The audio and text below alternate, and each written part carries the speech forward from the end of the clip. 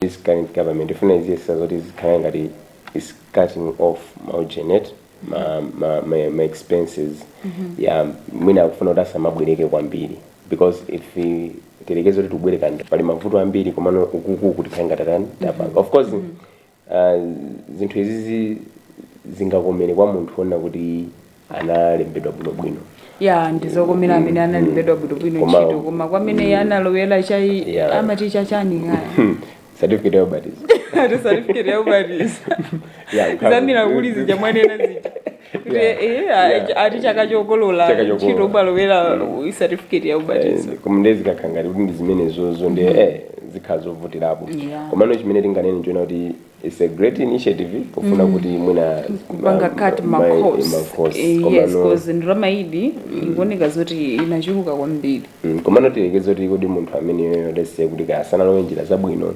komano ali nkuthekera kuti tingomisiya choncho bafunika kuti kumpezera chochita fani chimodzimodzi munthu kumulesa kugulisa makala komano ichi chimene chichiwoniti chidziwa bwaji kuti uyu ali nkuthekera pamene vodi kwambiri ndikuona ngati target ingokhala kwa amene sali mu system like ine ndikuona zoti target akamapanga ma-audit awo izingokhala when it comes to that in terms of zimene zozo za mu system komane ndingonena kuti ikhale ngati phunziro kwa ife achinyamata kuti when we are like searching for jobs tipeze ntchito zona kuti we know kuti awutatani takhala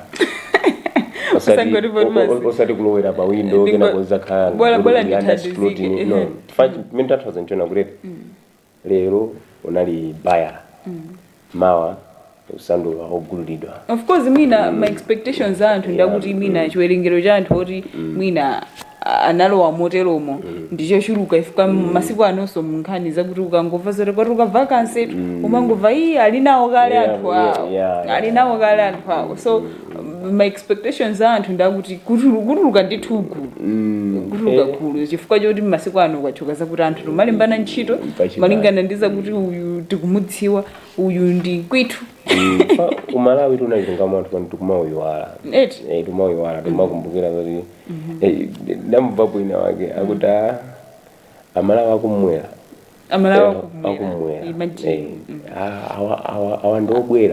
awa ndobwera imagine so it's something kuti chikulowerera paliponse and even we talk of nkhani ya employment when it comes to even kugawa zinthu zija mmati ma social services chani ndi zinthu zote zangobalalitsa pena so tiona kuti audit ithabwanji amati yamba pa 9 December okay 9 December yes tiona kuti zikathela kuti koma ndrama ili inachuluka kwambiri ndikuona ndi mmene economy yathu pakati panaili ikwenda chibia patuluka ndichichewa koma chimene kaya chabwino okay on the Daily Times there's a story of councillors pay delays. Part of the story is saying cash flow and other problems have resulted in delays to give ward councillors their honorarium and other benefits. The Daily Times has established. Okay. We have also established that the councillors have not received other entitlements since emerging victorious in September 16th, 2025 local government election. Okay. Yeah. Bwino sindozazoti kumene alili ku councillor kumva bwanja after akuchokera komwaza zakampe. Kufupa after ayi kumabola ngatana wina ndo nafupa jovina zinatheke ndo unafupa koma papa afunika apepesedwe nditituka kuti aoneze kuti khangati zinapindula koma no sinduzazoti mbali ya boma ikuti chani boma ngona kuti it is addressing the issue. So yes, we are addressing the issue then koma no ine chimene ngani nchona kuti awaso when guys have a priority. Yeah, because if we will not treat them well, they can fix us. How? Because they're on the ground. Okay, for example, the MP is at the parliament, and they are at the ground. They can do anything. Because also, Panopa Bati decentralization. These guys, they are having power. So if you don't fix them very well, they'll fix you.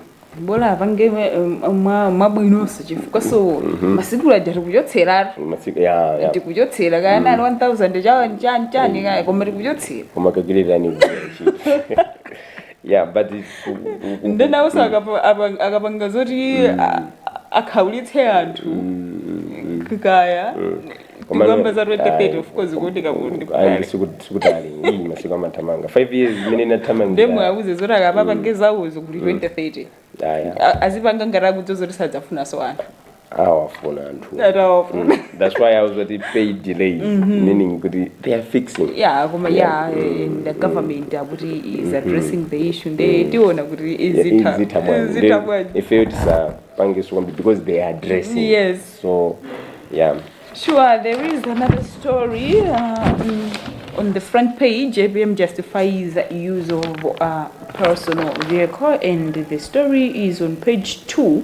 Patrick says the presidential press secretary Kate Mauridi says there is no problem with President Peter Mutharika using his personal vehicle on presidential motorcade because it is not costing taxpayers a tambara. Maulid was responding to the nation following queries from some legal security and governance experts who wondered why the president is still using his vehicle since his inauguration on October 4th, following his triumph in the September 16th general elections.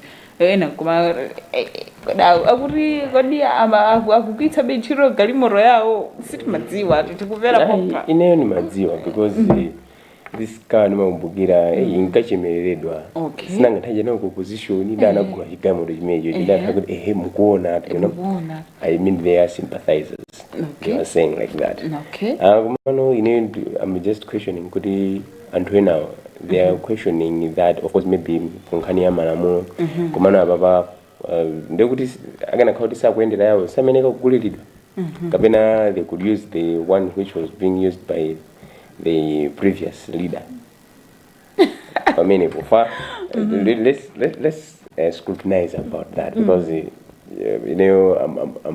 I'm interested. You're interested. I'm interested to know. Of course, Papa, like Maujeni from others, when you become the president, but isn't you have to bid farewell to. And one of them akuti galimoro kuti kuzisiya vanova ndine mukatundu wa boma ndine munthu woti ndikuendera kumagetsa ntchito izi so anthu zinthu timaziona mosiyana-siyana. Yes, anthu zinthu timaziona mosiyana-siyana. Mwina apa press secretary apa justify koma according to mwina justification kwa yena kuona zoti siyana zedu kana mwina zifukwa zake zina ndizijamwanena kale kuti chigalimoto chinayambe donena kuti mwachiona pakulidwa chigali kapena mwina ndi apa mwamba kwambiri posa ndinomanifanizina kuti pakulipo kuti iwewe kusiya yako nikumaka kwera ina yako ili yovaya nkupezeka zoti watsika khangere yanga yomweyi komano if nkhani yake iliyoyo nakuti yofuna kuchepesa ma cost chani azili bwino kwambiri imene ndo street measure because I remember president wa ku Zambia Chatangulo so kumene that was also the case. I found that galimoto ya tamadaya funika mugule ina and he said no, I'll use this one because these people amakhani ma benefits ambiri tu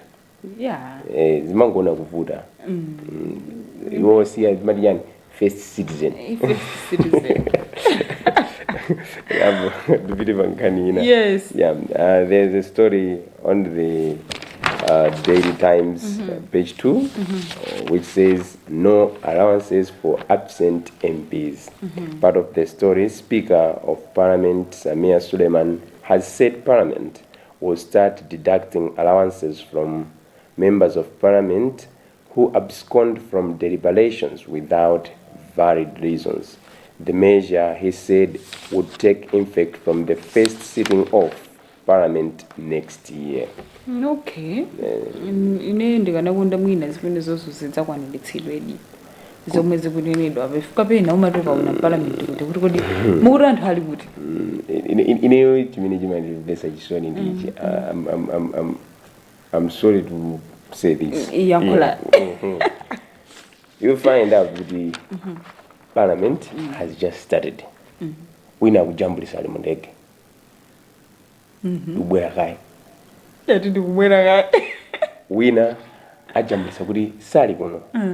Ndezima ndidabwisa kuti so it means una kuti mapanga campaign ja kuti mwazasiya parliament sitting kumaka zanu because ndi anthu mukayimirira zimangona kuvuta atumeke kuchwa kuti munthu ujombe uzikhala kuti wadwala kuma not kuti mapanga ma personal businesses no of course ena chati kwamvesesa mwanga kuti muli maloya amene muja so kuti mwinaso apezeso ya campaign ya 2030 ya campaign ya 2030 kuyambira tukutipula because ineyo ndisakubisire nzanga lapha zimandikhuza una kuti we are there to present people and then you're saying ugoneka zona kuti you're not taking part kwambiri and this so pali ena representation ili bana de alipo so ena mmene muja they are inside there but they are absent. Nkani dimene. You see, that's why mwina so amaona zoti nchimudzi kukojomba. Maona? Chifukwa chakuti amakhala alimo koma asali nchimene chocho. Because the antaja they must be there to represent the interests of people. Yes. Chifukwa anthu tinalawira kukavota kuti mwina mwake zinthu zikhaleko bwino and then somebody akujomba. Malawa soda achos. Ari malawa so sali. Achosedi. Chifukwa chana kuti ife timagwira ntchito tikakhala kuti maybe you get paid ukagwira ntchito. Let's say civil servant ajombe for 3 days. Disciplinary yake bwa. Pamenepo. And yet somebody ajomba. Mwina so masiku 3 or 4. Koma malawa saklo. Chete. So aliyesema malo pache. Pajama noti rule of law.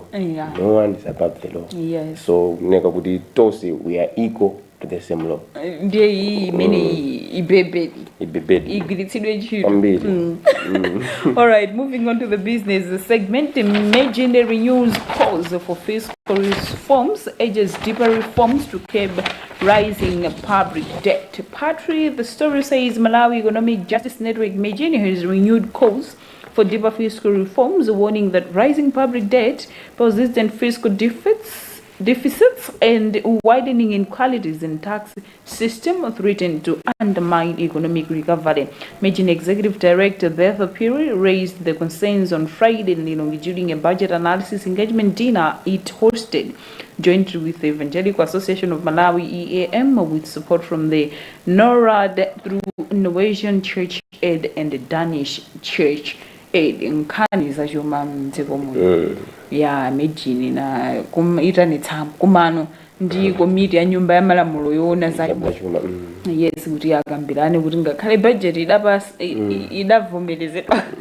idavomerezedwa kale koma mwina patachitika zinthu ngati izi kuti mwina kuona kuti kupita chitsogolo chuma chathu chikhozo bwereramo mchemake mwina nkhani imodzi mwa nkhani zomwe zinakula kumene kuinali nkhani ya ngongole za nkhani zimene dziko lino lili nazo zomwe zambiri zimachuluka kwambiri chifukwa cha ngongole zija boma limatenga mdziko muno lija limati domestic matenga mabanki. Yes, chifukwa chakuti imabwera ndi chongola dzanja chochuluka zomwe zikumapsinja kwambiri ya Malawi.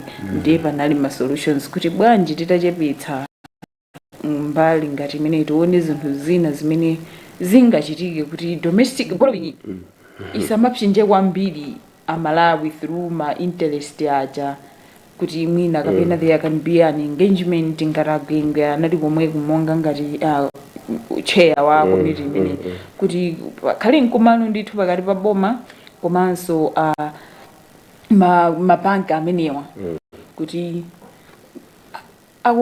akambirani kuti ma interest amenewa azikhala kuti boma lupeza kena kake komanso iwo sakupindula kena kake isamapsinje izikhala 50-50 isamaphinje boma ukuso iwo asamafinyeke. So yeah, nkhani za chuma zikukambidwa kuyesetsa kuti mwina kapena chuma chikhoza kubwerera mchimake. Okay, nkhani ya za chumazi tizikhala ngati tubwereza titakupanga ma fiscal policies, ma strict measures ambiri mbiri kuyika kuti tigwise ntchito koma nobe pena pake tizikodwa. Why? Production yathu ngati lipowa. Yes, of course nkhaniso imene inatuluka kumene kunali imene ya production fokuonesesa chiti choseti chimazafika ku production. We are producing a little, so how can we maximize what we have? Of course zimene timatolera msongo koma kulenake they are also they are smuggling akwesa kuti asapereke cha msongo. They are there and uganizire zona kuti timakhala kuti because budget ikamapangidwa kwambiri panopanga tu waonesesa nkhani yakulu kwambiri ndi ya revenue yoti zimene tipeze m'malawi momwe. So there are unforeseeable things pamene pachapa ndi titakhala kuti we are producing a lot. I'm telling you zinthu za fiscal chanchani. Yes, of course nkhani ndizona ifika nthawi zambiri mabudget athu ndizili imakhala ya deficit. Zero deficit anachitikako kodi nthawi bingu nthawi bingu kumene kunali zero deficit. Koma nomwe ngati muone nthawi zambiri ma revenue collections athu apakhala zoti ali kutali kwambiri so mwina ndi budget yathu ndi zinthu ngati zimene zozo zilali zabweramo ndithu ikhozo khala nkhani yabwino kunali tuluka so nkhani kumeneko yakuti pena of which akwenge coded kuti it's part of laziness kuti imakhala zoti fokolo kwa anthu mashop mukutseka yeti mina maiko anzathu zimene zanasiya kalekale amachezera. Of course kumene kuli ma factors ngati nkhani ya security chani kumene zilili zinthu ziko mwathu muno sungapezeke zoti munthu of course pani malo eno amadutsa sikura anthu mpaka nafika nthawi zino akupanga business kuma ilili town ya Lilongwe. Waona nkhani ndiyo mweje timanena ya production yet chifukwa kuti tapeza chuma chambiri it means that security yathu sekhala yamphamvu. You see, so ndi tingani kuti ndi mastermind wa chuma chathu production. If we can make sure kuti production yathu ikhale mene ndikunenera kuti ikuyenda bwino uone chifukwa tikamana kuti anthu kuti akuseka mashopu mwachangu chitetezo chake sikuti ndi choti ungachidalire uzipezeka kuti pashopu paja wina kukuwerenga uyu akukhoma akatero akukulandaso komanso shopu ikuzokhala yotsegula kuba ngati chitetezo kwa munthu opita kukagula palibe apitaso aziti ine usiku ngati uno ndizipita kuti akandipangeko kanyenya. You see, so security so ndiyofunikira kwambiri. Yes, komano let's hope kuti if this cause will be made and will be in the like kuti anthu achimva ukukhulupirira kuti mwina production itakusinda mina but we are good at kuita nditamikumano what kumafona zoti kuti zokambirana zija zinabaya zikuthandizira sure. So this is what okay ababali nkanina page 11 on the business sector. Government calls investors to power industrialization. Part of the story is saying Malawi has renewed its call for increased private sector investment to accelerate its industrialization ambitions. Secretary for Industrialization, Business, Trade, Tourism, Whiskers Nkombezi said, speaking in Lilongwe on Friday at Impact Integration and Investment Forum Awards 2025, Nkombezi told business leaders that the country was open for business and ready to forge partnerships that could stimulate job creation and support inclusive economic growth. All right, moving on to international. Trump holds DRC Rwanda peace deal. U.S. President Donald Trump has held the peace deal. Democratic Republic of Congo, DRC, and Rwanda have signed in Washington to end the long-running conflict in the region. The Trump administration spearheaded the deal with hope that resolving DRC and Rwanda differences would pave the way for the U.S. to increase investments in the resource-rich region. Okay. Okay. Yes. Okay, everybody. Nomads catch up bullets on points. The chase for TNM Super League title promises a thrilling finish as Mighty Wanderers caught up with their bitter rivals FC Binyasa Big Bullets on points with only a goal difference separating them. Okay. All right, still in local sports, Queens first Botswana in African Netball Vina. The 2025 African Netball Cup rolls into action today at Griffin Sayenda Indoor Sports Complex in Lilongwe, with Malawi national netball teams, the Queens and Kings, promising a good start to the campaigns. Queens are ranked 8th in the world, begin their campaign with a poor one fixture against 20th ranked Botswana at 7 p.m., while the Kings, who are having their first competitive event, first Eswatini in the men's categories, Pool 2 opener this morning from 7 a.m. Okay. Shabino, I think you can take us to one in international sports. If you have. International, no. You don't have? All right. Then, oh, yeah. Kaya musangapo kuti malingana ndi kuti kodi zililimu apapa nende kugera uku. I'm objective on this one. Yeah. Man City win Titans Premier League title race. Manchester City's centre back Ruben Dias and Josko Gavdayo struck less than 4 minutes apart in the first half in a 3-0 thrashing of Sunderland that tightened the Premier League title race and kept the pressure firmly on leaders Arsenal. Anyway. All right, that also brings us to the end of our today's edition of Press Review. Remember, we just take you through some of the stories, and for you to have a full picture of what has been published in the newspapers, you can get your own copies. Both the Nation and the Daily Times are going at 3,000 kwacha. In our today's program, you were with me, Charity Chilanga, my colleague Gift Kalonga. Continue watching Luntha television for the rest of our programs. Good morning.